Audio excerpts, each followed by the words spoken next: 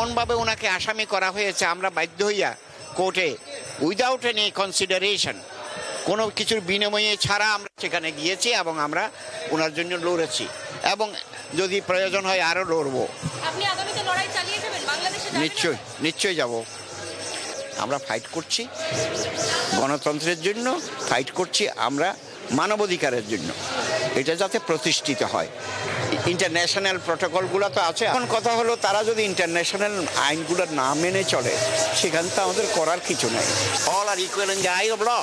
আমি একজন লয়ার হিসাবে এটা আমার মেইন কাজ হবে নির্যাতিত নিপীড়িত জনগণের জন্য লড়াই করা এবং কোর্টে দাঁড়ানো। আপনি লড়াই চালিয়ে যাবেন? হ্যাঁ, আশা করি। জানাচ্ছি আমরা অলরেডি। তারা ভিজিট করতে গেছে গত পরশুদিন। ইউনাইটেড নেশন থেকে একজন রিপ্রেজেন্টেটিভ উনি গেছেন। নিবাসী কতগুলো লোক আছে, ওদের উপর যে কি অত্যাচার হয়েছে, যে যেদিন ওই একটা লয়ার মারা গেছে ঘটনাক্রমে, এটা আমরা কন্ডেম করেছি। এখন কথা হলো যদি এই অবস্থায় যদি ওদের উপর আক্রমণ হয়, এটা সাধারণ লোক, তো এরা তো আইন সম্পর্কে টোটালি অবগত না।